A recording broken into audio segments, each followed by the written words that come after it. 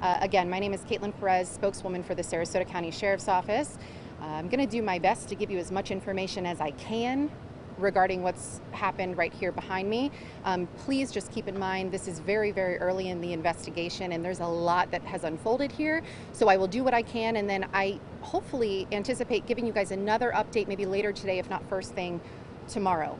This is an officer-involved shooting, so as our media partners know and understand, these things take a lot of time. So we'll start from kind of the beginning and what we do know right now.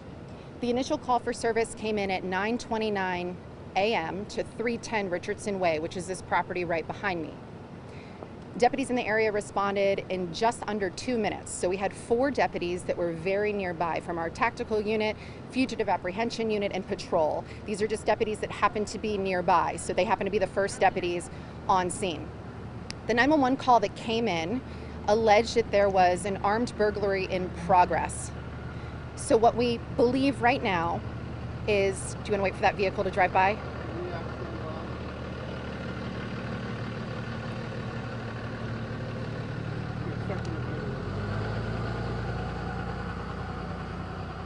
So we're going to start that over. The 911 call was received at 9:29 a.m. and what was reported was an armed burglary in progress. What we believe is the homeowner was the 911 caller. Now, it's hard to tell from here, but there's a property and then right behind it, there's an additional parcel or part to that property, which is like an efficiency apartment, but it's all part of one property. The complainant, who is the homeowner, was in the efficiency apartment and he was sleeping. Okay, this is what we are being told. He was sleeping at the time that the suspect entered into this efficiency apartment that's quite small, and the suspect brandished a machete. Okay, I saw a photo of the machete.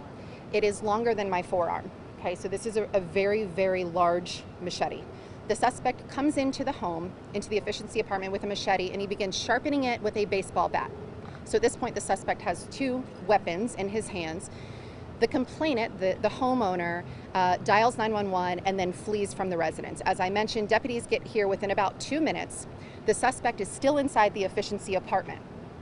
At that point, all of our deputies make entrance into that apartment. The suspect advances towards our deputies with that machete, okay? What I can tell you is one of my deputies was struck with the machete on his hand. I saw a photo of the injuries. He's currently at the hospital and he's being seen by a hand surgeon. He's getting ready to go into surgery. I pray to God he doesn't lose his fingers or his hand. I can tell you it's not life-threatening, but they are critical injuries. So as that machete makes contact with that deputy, 2 of our responding deputies fire their weapons. Okay, they fire their weapons, the suspect falls to the ground, and as is standard in most of these situations, my deputies immediately begin rendering aid to that suspect on the ground. Rescue is called, CPR is attempted. Unfortunately, the suspect perished. At this point, we still have not identified who this suspect is. I can tell you we believe he is a white male. Based on kind of the photos and the evidence we have right there, that's all I know. What I also know is that my deputy is undergoing surgery right now, and we just pray to God he's going to be okay. The other 2 deputies who responded appear uninjured. As is standard in officer-involved shootings, we will interview them. They've been taken back to headquarters. We will interview them over the next few days to kind of put all the pieces together, but we wanted to do our best to paint this picture for you.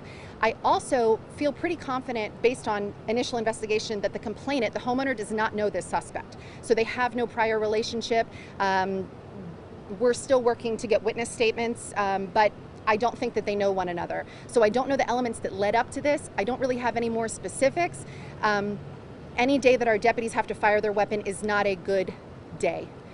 It's not a good day at all. So we're grateful for the community that has already offered their prayers for our deputies. Thank God, like I said, they are okay. One is going to be in surgery. And unfortunately, this was just a bad ending to a really bad situation. With that, I'll take any questions to the best of my ability. I'll try to answer. Is the homeowner okay? As I understand it, the homeowner is okay. He actually fled from the residence after he dialed 911. What can you tell us about the suspect? I know you can't know much now, but what can you tell us? Has there reports in this area of prowlers or anything like that? Yeah, so I don't want to speculate, but detectives right now around me are talking to neighbors and other witnesses, and we're getting statements, and some statements early on have indicated that people have seen this guy in the neighborhood, but that is all I know.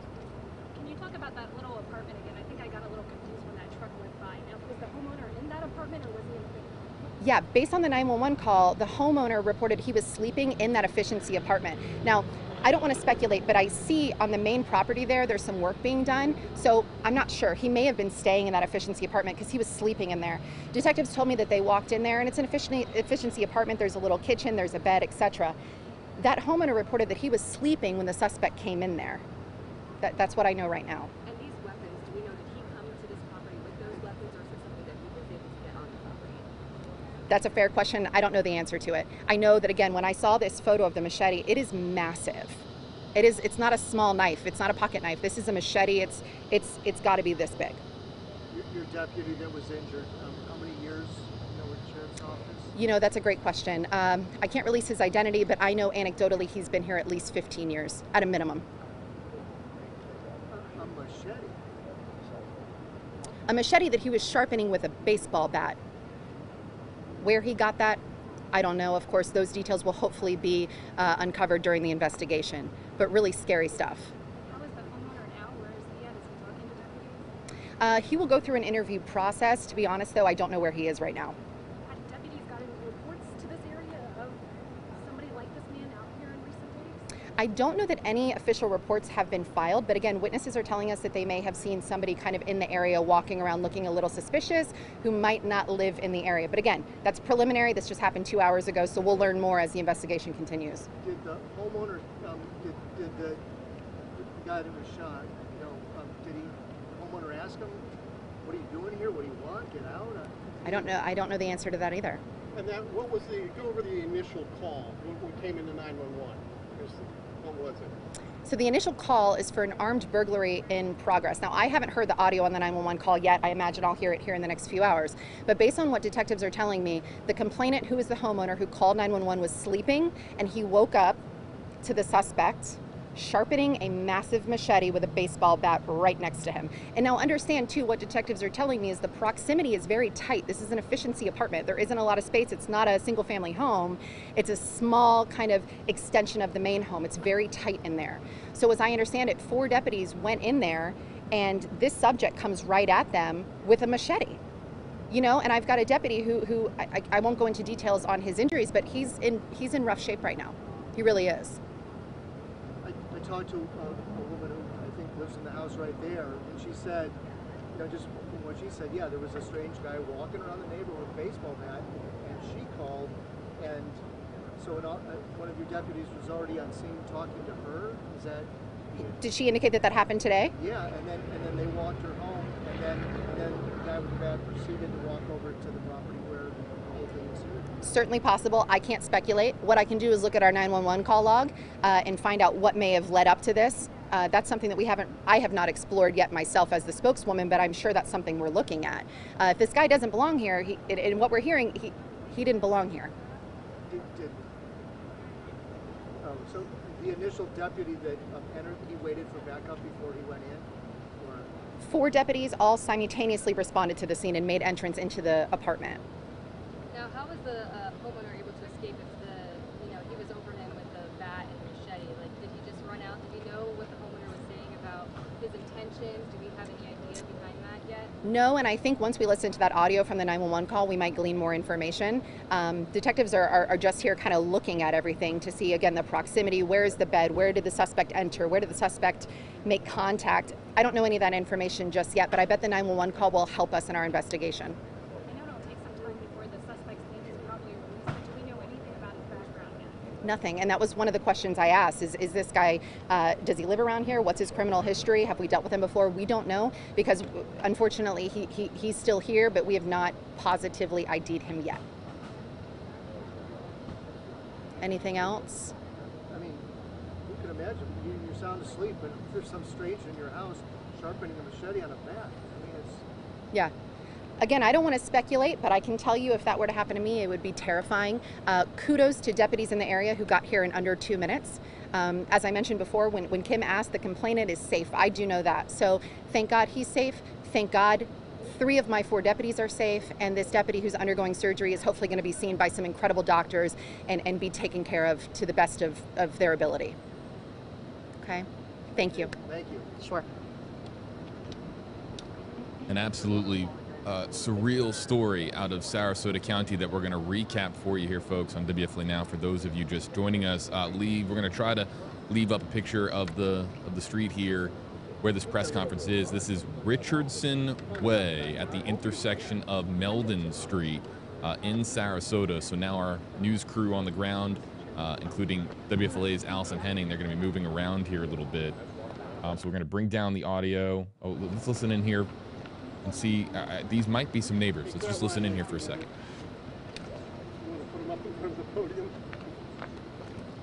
We can. Do you want to? Do you mind coming up here? Sorry, you guys.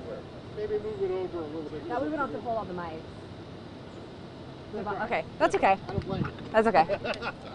Here you go. Sorry. Hey, I got it. Sorry. Okay, so you both know the homeowner here in this home. Well, first, could you tell us your name and My name is Charles Zerbini, Could you spell it? Zerbini. And you live in the area as well? I grew up here. Okay. Sir, tell us just kind of your reaction to learning some of the details in this case. I just knew the guy was weird, but I mean, I'd catch him walking around the park and I'd ride with him and we'd smoke and stuff, but he never acted weird till yesterday. The man with the bat. Yeah, if it's the same guy, yes. To hear, that an intruder went into your friend's property, what went through your mind knowing your friend? That's crazy. It's crazy. I guess, so it doesn't come as a shock knowing that this kind of happened in this neighborhood. Well, in this neighborhood, yes. I mean, we never see stuff like this. And you said, but the guy who you think it is. Yeah, I mean, he's never acted weird to me since only just yesterday. Did you see him with a machete? No, I never see. All he has is his phone. I never seen him with any bat or machete or anything. What was your name? My name's Charles Charles what? Zerbini. And do you mind if we ask you a few more now that we know some more information? Just what is your response, your reaction to this? You heard that whole briefing. You said you grew up in this neighborhood. Yes. And, you know the homeowner here quite well. Yes, I do.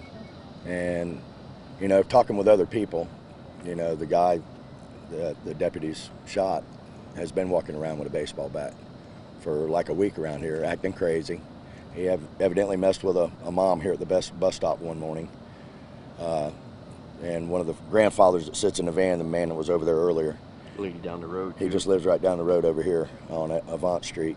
And I guess he kind of had words with the guy one morning because he just acted real crazy and walked up to the side of his van and everything when he had the baseball bat. Are you able to share any perspective in terms of why your friend was staying in there? What is he doing renovations on his home? And that's yes, he's got terrible roof leaks over there, so he's staying back there in his pool suite that he's got until he can get the roof fixed. And you probably, I'm assuming, have been in that space Yes. before. You've at least seen it. Yes. To know the tight proximity in there and to know what deputies walked in on. Right. Your thoughts? Yeah, I mean, well, they're brave walking in there. God bless them. They're doing their job. And for that guy just to open the door like that and walk into somebody's place, not knowing them, he's a pretty brave guy. In this neighborhood. God bless him, Don't wish to see anybody die, be shot, whatever. But, not saying he got what he deserved, but he was looking for trouble and he found trouble. Well, and your friend here, he has no trespassing signs Absolutely. posted. That's right. And that means stay off my property unless you're invited. So, and like Charles said, it is a shock because we don't have commotion like this around here. Fruitville's always been a tight-knit area, and they're all still a lot of locals here that they're born and raised here, like myself. And if somebody's wanted trouble, if they bring it to Fruitville, Fruitville will stand their ground. Yep. And like we say, we don't like to see anybody get hurt.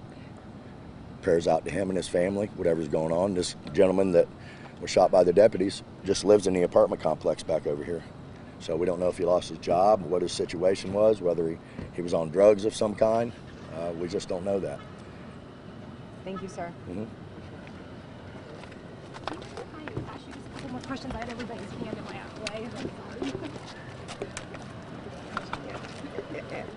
And that was WFLA's Allison Henning asking some questions. Those neighbors there, they were listening in to the same press conference that you were listening to as we get a street sign look there. Richardson Way is where we are in Sarasota.